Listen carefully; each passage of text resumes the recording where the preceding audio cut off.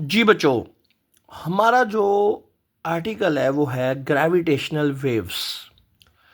लेकिन gravitational wave आप नहीं समझ सकते जब तक आप लोग लॉ ऑफ ग्रेविटेशन में से गुजर कर नहीं जाएंगे।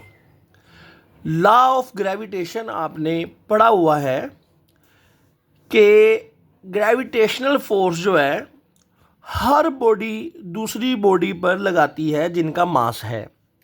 यानी हर वो बॉडी जिसका मास है वो दूसरी बॉडी पर एक फोर्स लगाती है, इसे बोलते हैं ग्रेविटेशनल फोर्स। ये अट्रैक्शन की फोर्स होती है। ठीक है, तो ये इसकी डिफाइन भी आप कह सकते हैं, मैथमेटिकल फॉर्म भी कह सकते हैं कि ग्रेविटेशनल फोर्स जो है वो उन दोनों बॉडीज के मासेस के प्रोडक्ट के डायरेक्टली प्रोपोर्शनल है और उन दोनों बॉडीज के दरमियान जो फासला है उस फासले के स्केयर के इनवर्सली प्रोपोर्शनल है।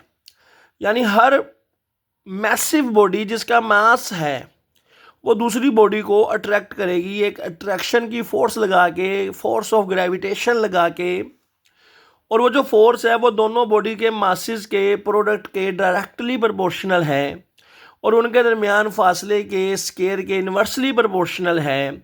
ये इसको इकट्ठा कर लेगा दोनों को तो ये फॉर्म बन जाएगी।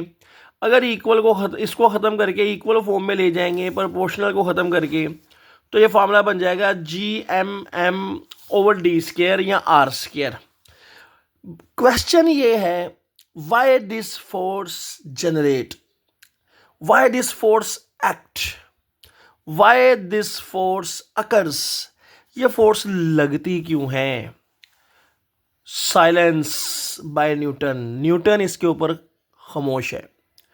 न्यूटन इसका जवाब नहीं दे पाता, न्यूटन नहीं बता पाता कि ये फोर्स क्यों लगती है। तो जब न्यूटन इसके ऊपर खामोश है, then Einstein speaks louder enough that everyone can hear. इसके बारे में फिर आइंस्टाइन एक ऐसी थ्योरी पेश करता है कि पूरी दुनिया को समझ लग गई कि ग्रेविटी एक्ट क्यों करती है। अब हम इसके ऊपर चलते हैं, फिर आइंस्टाइन की थ्योरी से पता चलेगा कि ग्रेविटेशनल वेव्स क्यों जनरेट होती हैं। चलते हैं जी इस तरफ, आइएगा जी। अब हम आइंस्टाइन की थ्योरी समझते हैं थोड़ी सी। अब देखें, ये एक बॉडी है जिसका मास है कैपिटल एम और एक ये बॉडी है जिसका मास है स्मॉल एम। न्यूटन भाई ने कहा कि ये दोनों एक दूसरे को अट्रैक्ट करती हैं। क्यों करती हैं? इसका जवाब अगर आपने ढूंढ रहे हैं ना, तो इसका जवाब यकीनन इस जगह पे है कि इन दोनों के दरमियान ऐसा क्या हो रहा है कि ये अट्रैक्ट करती हैं। तो इसका जवाब आइंस्टाइन ने ये दिया कि पूरी की पूरी यूनिवर्स एक स्पेस टाइम फैब्रिक्स के अंदर है। यानी उसने स्पेस और टाइम का कॉन्सेप्ट दिया, स्पेस टाइम का कॉन्सेप्ट दिया। उसने कहा कि पूरी की पूरी यूनिवर्स एक स्पेस टाइम के अंदर है।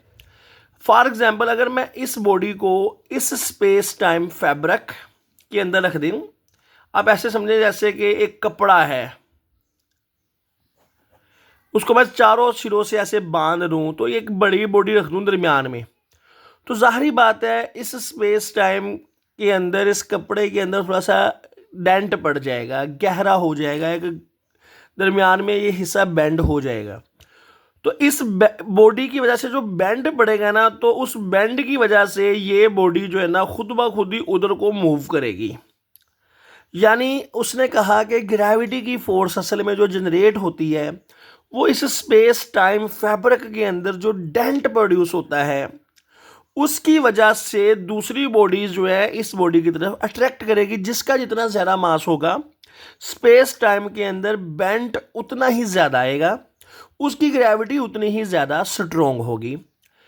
आप मेरी बात को समझ सकते हैं मैं क्या कह रहा हूँ कि अगर मैं यहाँ पर फॉर एग्जांपल एक छोटी सी बॉडी रख दूँ, ये वाली फॉर एग्जांपल यहाँ पर रख दूँ, और एक बड़ी बॉडी रख दूँ यहाँ पर, तो दो डेंट पड़ जाएंगे, एक बड़ा एक छोटा सा। और मैं एक यहाँ पर एक छोटा सा बोल या बंटा नुमा कोई चीज़ फेंकूँगा, रखता हूँ यहाँ पर, उसको छोड़ दूँ तो आप देखेंगे कि वो बंटा उस तरफ जाएगा जहाँ पर ज़्यादा बड़ा डेंट है, ज़्यादा बड़ा बेंड है, तो हमें फील होता है उसकी ग्रेविटी ज़्यादा है। तो असल में ग्रेविटी का जो कॉन्सेप्ट है सारा वो इस स्पेस टाइम फैब्रिक के अंदर छुपा हुआ है कि पूरी की पूरी यूनिवर्स जो है उसको स्पेस टाइम फैब्रिक से रिप्रेजेंट किया आइंस्टाइन ने। और जब हर बॉडी उसके अंदर अपना अपना बेंट डालता है तो दूसरी बॉडीज उसकी तरफ अट्रैक्ट होती हैं इस स्पेस टाइम के अंदर जो बेंड हुआ है उसकी वजह से। तो हर बॉडी दूसरी बॉडी की तरफ जो ग्रेविटेशनल फोर्स लगाता है वो इस स्पेस टाइम बेंड की वजह से ही अट्रैक्शन की फोर्स एक्ट करती है। That is the concept of gravity of space time which is produced by space time fabric. अब क्वेश्चन ये है कि ग्रेविटेशनल वेव का इसके साथ क्या ताल्लुक है। आइए देखते हैं कि ग्रेविटेशनल वेव्स का इसके साथ क्या ताल्लुक है। A gravitational wave is a stretching and compressing of space-time fabric। यानी जब ये स्पेस टाइम फैब्रिक फैलता या सिकुड़ता है, यानी जब ये हिलता है, तो इससे ग्रेविटेशनल वेव्स जो हैं वो जनरेट होती हैं। And observed by the measuring the change in length between two objects. तो इसको ऑब्जर्व कैसे किया गया है साइंटिस्ट की तरफ से कि दो ऑब्जेक्ट्स जो स्पेस टाइम के अंदर पड़े हुए हैं उनके दरमियान फासला जो है वो चेंज हो जाता है। बेशक बहुत थोड़ा चेंज होता है लेकिन चेंज होता है। तो इस change in length between two objects के दरमियान जो चेंज इन लेंथ आ रहा है इसको मेजर करने से हमें पता चलता है कि ग्रेविटेशनल वेव्स आ रही हैं। और ग्रेविटेशनल वेव्स इसी स्पेस टाइम फैब्रिक के अंदर ही जो सस्पेंशन होती है, जब कोई भारी बॉडी दूसरे भारी बॉडी से टकरा जाए तो ये स्पेस टाइम फैब्रिक जो है ना हिलता है, कंप्रेस या स्ट्रेच होगा, जिसकी वजह से क्या पैदा होंगी, ग्रेविटेशनल वेव्स पैदा होंगी। आई होप सो आपको समझ लगी होगी कि ग्रेविटेशनल वेव्स किस चीज़ का नाम है। Ripples in the fabric of space-time produced by violent cosmic events like colliding black holes or neutron stars that travel at the speed of light carrying information about their source। जब space time fabric के अंदर ripples generate होते हैं, ripples से मरा जैसे आप पानी के अंदर पत्थर फेंकते हैं तो गोल गोल दायरे बनते हैं ना, उनको रिपल्स बोलते हैं। इसी तरह से जब कोई दो ब्लैक होल्स आपस में टकराएंगे, इसी तरह से न्यूट्रॉन स्टार्स भी होते हैं, वाइट ड्वार्फ भी होते हैं। ये सारी स्टार्स की शक्लें ही हैं। जब स्टार की एनर्जी ख़त्म हो जाती है तो उसके पास तीन पॉसिबिलिटीज़ होती हैं, या वो वाइट ड्वार्फ बन जाता है, या न्यूट्रॉन स्टार, या ब्लैक होल। हम इसको समराइज़ करते हैं कि जब दो ब्लैक होल या न्यूट्रॉन स्टार्स आपस में टकराएंगे, या वाइट ड्वार्फ और न्यूट्रॉन स्टार टकरा जाएगा, या ब्लैक होल से टकरा जाएगा, तो इससे स्पेस टाइम फैब्रिक के अंदर रिपल्स जनरेट होगी, जिससे ग्रेविटेशनल वेव्स पैदा होंगी जो स्पीड ऑफ लाइट से ट्रैवल करेंगी और वो अपने साथ साथ इन्फॉर्मेशन लेकर जाती हैं जिस वजह से वो पैदा हुई। तो क्यों पैदा हुई, that is the concept of gravitational waves. I hope so आपको समझ लगी होगी। Throwing a stone into still water creates ripple on the surface. ठहरे हुए पानी में अब जब पत्थर फेंकते हैं तो उसमें गोल गोल दायरे जनरेट होते हैं, रिपल्स जनरेट होती हैं। इसी तरह से जब कोई मैसिव बड़ा कॉस्मिक इवेंट जैसे कि दो ब्लैक होल टकरा जाएं, जैसे कि कोई सितारा अचानक से उसकी मतलब डिस्ट्रॉय हो जाए, एक्सप्लॉइट कर जाए, या दो ब्लैक होल टकरा जाएं, इनको बोलते हैं massive cosmic events create ripples in the space time. ये बिल्कुल इसी तरह से स्पेस टाइम फैब्रिक जो है उसमें रिपल्स पैदा करती हैं।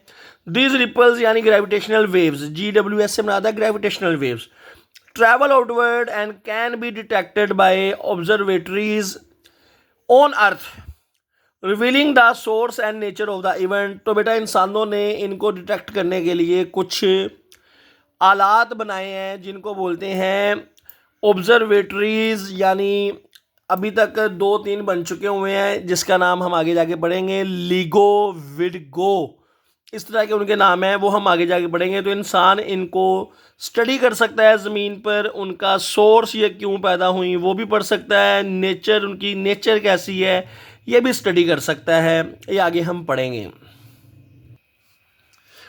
Gravitational waves are prediction of Einstein theory of general relativity which is confirmed by observations and is opening a new window into the universe most extreme phenomena। बेटा gravitational wave का जो concept है, जो prediction है, ये सबसे पहले Einstein ने की 1916 के अंदर। उसने अपनी एक थ्योरी पेश की थी जिसका नाम था जनरल थ्योरी ऑफ रिलेटिविटी। इस थ्योरी के अंदर उसने ग्रेविटेशनल वेव का प्रिडिक्शन की थी, लेकिन बाद में इसको कन्फर्म किया गया, इसको ऑब्ज़र्व किया गया, जिससे यूनिवर्स के अंदर, यूनिवर्स के नॉलेज के अंदर, यूनिवर्स को समझने के अंदर एक बहुत बड़ी कामयाबी मिली है इंसानों को। According to Einstein general theory of relativity, gravity is not a force. Einstein कहता है ग्रेविटी फोर्स नहीं है, असल में ग्रेविटी असल में जो स्पेस टाइम कर्वेचर है उसकी वजह से पैदा होती है। जब एक बारी बॉडी स्पेस टाइम के ऊपर होता है तो वो स्पेस टाइम के अंदर जो कर्वेचर डालता है, उस बेंड की वजह से, डेंट की वजह से ग्रेविटी चीज़ें अट्रैक्ट करती हैं। तो उसने कहा ये फोर्स नहीं है, बल्कि असल में ये कर्वेचर है स्पेस टाइम के अंदर। तो gravity is like a dent in mattress. जैसे कि हमारे पास मैट्रेस, जो बेड के ऊपर मैट्रेस होता है, उसके अंदर जब डेंट पड़ जाता है, यानी आप जब बैठते हो तो वो चीज़ दब जाती है। इसी तरह से मैट्रेस के अंदर जो डेंट पड़ता है, ऐसे स्पेस टाइम फैब्रिक के अंदर भी जो डेंट पड़ता है उसको ही ग्रेविटी का नाम दिया गया है।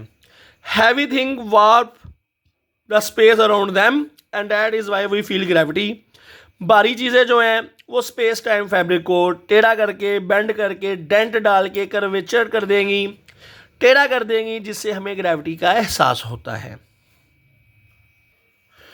Gravitational waves as initially predicted by Albert Einstein. 1916 में अल्बर्ट आइंस्टाइन ने इनको डिटेक्ट किया था। फिर ये प्रिडिक्ट किया था, यानी उसने कहा था कि ये हैं, प्रिडिक्ट किया था, पेशन गोई की थी। लेकिन 2015 में ये ऑब्ज़र्व हुई हैं, फर्स्ट टाइम डिटेक्ट हुई हैं। फिर 2016 में इसको अनाउंस किया गया कि yes we have detected the gravitational waves.